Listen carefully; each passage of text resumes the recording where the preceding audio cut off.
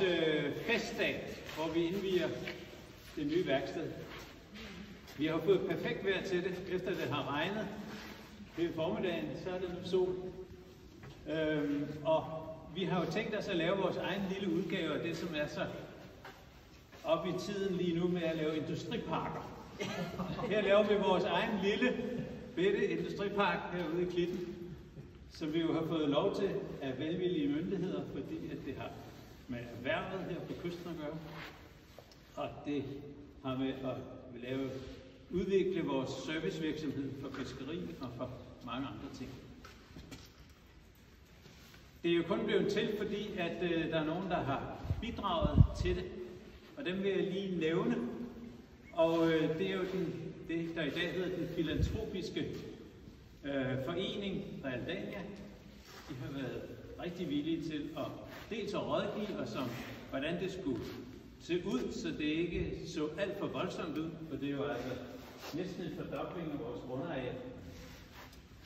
Så de har haft mulighed for at give os en arkitekt, der kunne for eksempel lave den yderste del lidt smallere og taget opdelt osv. Og jeg kan love jer, at de tegninger, hvor der ikke var, der så det meget mere voldsomt og industrielt ud, end det faktisk er kommet til. De har også hjulpet os med lidt penge, og det har også flakken og lak i Jammerbugt eller i Hanherred og i Vesthimmerland. Og så har Nordlys hjulpet os. Jeg tror, man kan se det. Ja. Vækstpulje hjulpet os. Og så har vi selvfølgelig som gode jyder tjent og opsparet penge, som vi også har puttet i det her projekt. Jeg vil også lige takke myndighederne, fordi at, det er jo ikke hver dag, man får lov til at gøre det her, og vi har haft en rigtig god myndighedsbehandling. Både fra styrelsen og fra kommunen. Og så kan sådan noget her jo heller ikke blive til, uden at vores rigtig mange flittige frivillige har været med til at gøre det muligt. Der skal flyttes sand, og der skal planlægges, og der skal læres rigtig, rigtig mange ting, for at det kan lade gøre.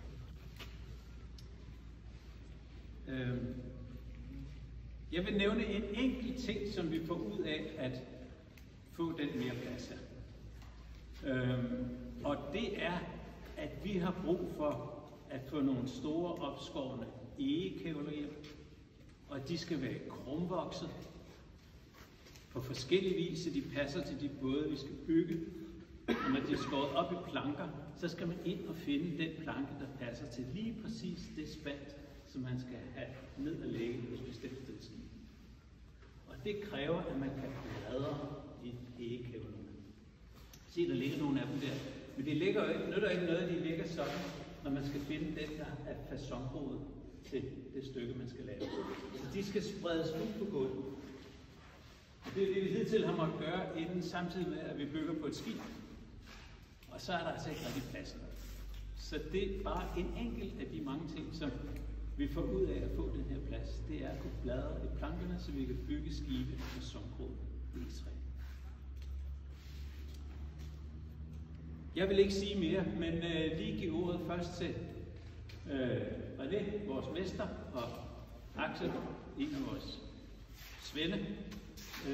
Så kan de lige fortælle jer lidt om, hvad... Ja, goddag og velkommen til. Først og fremmest, så i alle de jeg har været her, der har vi ligesom skulle grave træet frem derinde. Og når man har skulle bruge et sted, hvor man har skulle stå og lave noget, så handler det om at finde 2 bukke, finde en eller anden plet, stille sig der og lave det. Så nu får vi nogle muligheder, der gør, at vi har ikke ligesom andre værfter kunne lægge ting udenfor, fordi der ligesom er sand over det hele, og det kommer i værktøj. Så nu kan vi have tingene herinde, og vi kan ligesom gå og, som Tom kan sige, bladre lidt i det hele, og finde det, vi skal bruge. Og så har vi lov og højt helt, at der bliver sådan nogenlunde rykkelig inde i værftet, så den hænger lidt på os. Ja, og så har jeg en kæmpe tak til alle dem, der har været med til at hjælpe omkring at få det her hus og alt, hvad der er udenom og sådan ting. Så vi glæder os. Og så er det jo også, ja, til jer, der jo ikke også er kommet længere fra i dag, og sådan noget, så er det jo helt vildt fedt, at man kan bygge sådan noget herude på kysten. Fordi jeg kommer selv langvejs fra, og så simpelthen flyttet herop for at arbejde på det her fantastiske værft. Og det er jo nogle af de her muligheder, der er med til at gøre, at man rykker sig på tværs af landet for at finde et job, fordi man finder simpelthen ikke det her andre steder i Danmark. Så det er vi jo vildt taknemmelige for, at vi kan få lov at gå videre med. Ja. Ja. Nu vil vi give ordet videre.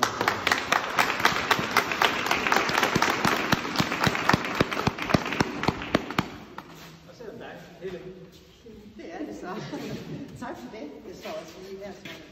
Men tusind tak for invitationen til at komme i dag. Og jeg kunne have en kasket på, det hed fiskeriflak eller landenlak, men jeg er i dag som formand for ungdomsskolen. Vi har nemlig rigtig glimrende samarbejde med jer herude. Ung Havn, det er et projekt, vi har sat i søen, men det er ikke bare et projekt, det er et fællesskab. Et sted, hvor havet ikke kun er natur, men det bliver til ramme for læring, for udvikling og for relationer. Her får unge nemlig mulighed for at bygge, sejle, grine og ikke mindst vokse. Her bliver vandet og værftet et frirum, hvor det ikke handler om karakterer, men om at være med. Og om at ture, om at lære og om at gøre det samme. Og det er vigtigt. I sommeren og i efteråret sidste år, der kom vi rigtig godt fra start. Vi fik samlet en stabil kerne af unge, et vinterhold for 12 deltagere, som mødte op uge efter uge. De har bygget på en fladbåd, de har snittet, de har syet riggerposer, bygget pallesofaer og spist sammen. De har endda bygget en værktøjskasse til det nye håndværktøj, og med hjælp fra ungdomsskolens Megaspace, der har de lavet Ung Havn kopper, t-shirts og meget mere. Hen over sommeren, der har vi haft sejladser på Limfjorden med både små og store skuder og joller. Over 100 har været med ude på vandet, og flere af dem har også fundet vej til vinterholdet. Så det er den vej, vi håber endnu flere vil gå. De fleste deltagere de har været mellem 12 og 15 år, men vi håber også på lidt flere af de ældre med, både for at inspirere og fordi vi tror på, at relationer det skaber læring. Og derfor der giver det mening at samle unge med forskellige styrker og erfaringer. Men en af de store udfordringer, det har også her, som René han også været inde på, det har været pladsen. Der har simpelthen ikke været rum nok til alle de kreative og praktiske aktiviteter, vi gerne vil sætte i gang. Så derfor der betyder den her tilbygning noget helt særligt. Det er ikke bare mursten, men det er et løft til hele projektet. Et sted, hvor vi kan skabe endnu bedre betingelser for de unge og dermed for fællesskabet. Og det er netop det, Ung Havn det handler om. Fællesskab, sammenhold, læring gennem hændelser og oplevelser. Et fristed, hvor man kan være sig selv og være en del af noget større. Vi mærker allerede, at det her projekt det har fået et solidt fodfæste. Skoler, forældre, samarbejdspartnere bakker op, og kommunen, ja, vi støtter både økonomisk og politisk. Ung Havn, det spiller nemlig en rolle i det brede politiske fokus i forhold til projektklasser, juniormesterlærer og valgfagsundervisning. De vi laver her, det passer nemlig perfekt ind i den her praksisnære skolehverdag, hvor mestring og engagement det er i centrum. Her er de unge nemlig, som før sagt, en del af noget større, og det synes vi faktisk er super vigtigt. Sejladserne, det har naturligvis en særlig betydning. Når man er ude på åbent hav, så sker der noget. Man lærer at samarbejde, man lærer at tage ansvar, og man lærer at stå fast, selv når bølgerne går højt. Ja, det er faktisk ligesom i politik. Det skaber tillid, og det skaber samhørighed. Det er oplevelser, man husker, og læring, man tager med sig videre i livet. Så bare så for at stå fast, vi er utrolig glade for den opbakning, vi har fået herudefra. At vi sammen ikke kun tror på ideen, men også handler på den. Så herunder, der er Han Havbåd en uundværlig samarbejdspartner. De bidrager med faglighed, med passion og med nærvær, og de giver de unge adgang og viden til den tradition, som de ellers ikke vil møde nogen steder. Her mærker de, hvordan en hverdag den fungerer, og de får et indblik i noget, som man normalt ikke ser. Så også en tak for det til jer og jeres team. Så alt i alt, den her tilbygning, den er et symbol på det, vi arbejder efter. Ja, men også tak for mig for invitationen til at være med her i dag. Det er jo en kæmpe begivenhed ude i lokalsamfundet, og det er en kæmpe begivenhed også i Jammerbugt Kommune. Så kære håndværkere, kære Han Havde Havbåd, kære venner af Han Havde Havbåd, og ja, Kære alle sammen, for Jammerbugt Kommune, der skal der lyde et kæmpe tillykke med den her nye tilbygning med god plads til at brede sig, når man skal lede blandt de stykker træ, der skal blive til nye både. For nogle år siden der fik Jammerbugt Kommune foretaget en evaluering af, hvordan stod det egentlig til i Jammerbugt Kommune. Hovedkonklusionen den var, at Jammerbugt Kommune det er en bitte god kommune med en sund rod. Jeg tror faktisk stadigvæk, at det er sådan, og godt nok kostede det lidt ekstra penge på den gode konklusion igennem, men det virker faktisk stadigvæk som om det er rigtigt. Også i relation til den gamle indianske ordsprog, der siger, at det bedste, vi kan give vores børn, det er rødder og vinger. En sætning, der også i øvrigt passer rigtig godt på vores kommune. Det bedste, vi kan give af Jammerbugt Kommune, det er faktisk rødder og vinger. Det er Hanherred Havbåd, både udmøntet her i Slette Strand og ikke mindst i Torup Strand, er også et rigtig godt eksempel på. Her har en langt over 1000-årig tradition og historie med kystfiskeri, som en af Jammerbugt Kommunes solide rødder, i den grad får opmærksomhed, så kystfiskeriet også bidrager i forhold til at give vores kommune vinger, også i morgen og i overmorgen. Med de mange aktiviteter, som foregår her lokalt og i hovedstaden, så er der rigtig mange eksempler i Jammerbugt Kommune på, at vi har nogle gode, solide rødder, hvor netop mangfoldigheden er til gavn og glæde lokalt, men også i forhold til hele Jammerbugt Kommune. Det er på den måde en af Jammerbugt Kommunes solide rødder, vi fejrer i dag, nemlig Hanherred Havbåd. Og ikke mindst den nyeste vinge, som er kommet, nemlig tilbygningen her til værftet. En vinge, der skal bære ind i fremtiden. En vinge, der skal bære ind i den bæredygtige fremtid for kystfiskeriet. Hanherred Havbåd er jo et unikt projekt, ikke bare i Jammerbugten, men også nationalt, men også internationalt. Hanherred Havbåd har jo vokset fra at være et lille beskedent projekt og blevet meget større med tiden og har op til 5 ansatte nu her. Hvor de 4 det er unge mennesker under 30 år. Hanherred Havbåd er også en aktiv del af det projekt, som Helle Bakken lige har været inde på. Og med nye tilbygningsfunktion, som vi står her og skal indvie, som manuelt trælager, kunne man godt kalde det her, forstår man godt den appel, det her sted, det giver til unge mennesker. Ja, faktisk til alle mennesker. Og netop opgaven med at lede efter helt rigtige stykker opsavet egetræ, groet præcis i det forum, hvor det passer ind i det sted, man har tankerne. Tag det ud, mærke på det, notere sig dets kvaliteter, og så bagefter gå ind og anvende det i forhold til de smukke både, som bliver bygget her ved siden af. Den proces er meget anderledes i forhold til den virkelighed, der tegner sig uden for i vores tid, og dermed den eneste virkelighed, som den yngre generation har at forholde sig til. Nemlig en virkelighed, som er præget af skærmenes virtuelle verden, med høj hastighed, uafsluttethed, uendelige sammenligninger og en diffus definition af vellykkethed og succes. Og arbejde med bådbyggeri her i Hanherred Havbåd, det er en diametral modsætning. Her handler det om omhu, her handler det om ro, her handler det om sammenhæng, om en virkelighed, der er fysisk, som er følbar og meget konkret, og hvor det gode resultat langsomt, men sikkert tager form og bliver til et skib, en båd, som kan sejle ud i virkeligheden. Tænk at være en del af det, frem for at sidde der bag skærmen. Det er da noget anderledes og noget mere perspektivrigt for unge mennesker. Og vi alle sammen, vi fascineres jo af godt håndværk. Der er ikke noget som godt håndværk.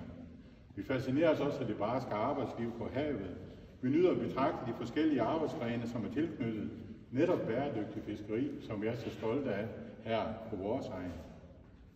På Jammerbugt Kommune, der er både Hanherred Havbåd, kystfiskeriet i Torup Strand, perler, som vi ønsker at værne om, men også perler, som vi gerne er med til at udvikle i relation til det, som de lokale ønsker, de peger på.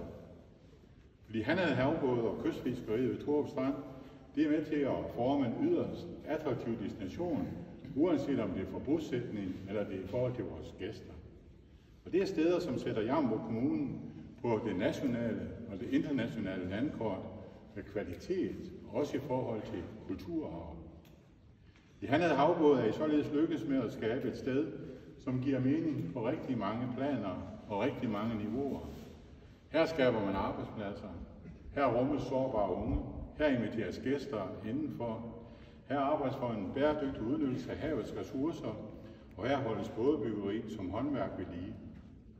Og det er jo sådan, at Klinkbyggeriet kom jo i 2021 på UNESCO's liste over levende kulturarv, Så i en vis forstand, så er Han havde havbåde jo faktisk et levende museum. Et museum dog med rigtige produkter og rigtige kunder, som man kan røre ved og skal røre ved. Det er forskel i forhold til et rigtigt museum, men ikke mindre.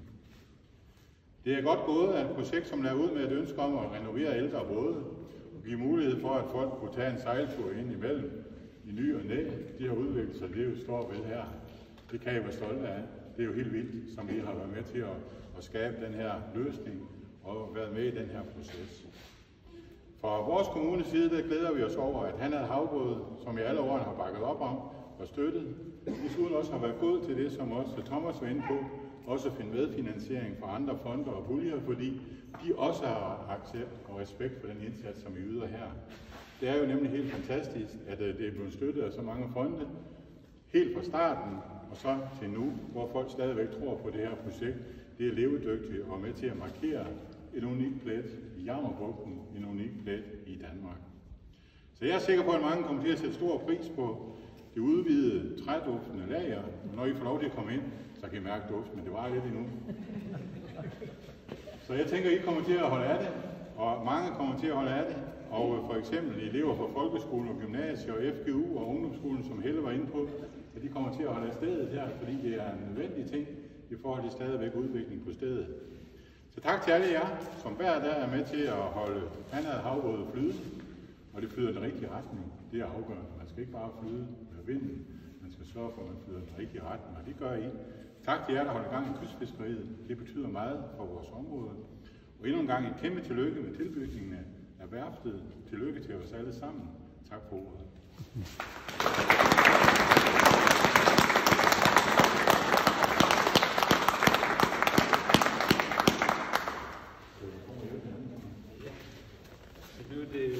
Det er en blå snor, ja, tænkte jeg. Den er mere relevant end den røde. Og du er også blot. Ja. Og det er simpelthen slipstik. Slipstik, og som spejler, så kender jeg sådan et slipstik, hvis det er rigtig bunden, og det er det. Ja, det håber vi. Så skulle man kunne rykke her i, og så går det op. Vi tæller ned. 3, 2, 1, nu! Og så har vi indvidet tilbygningen.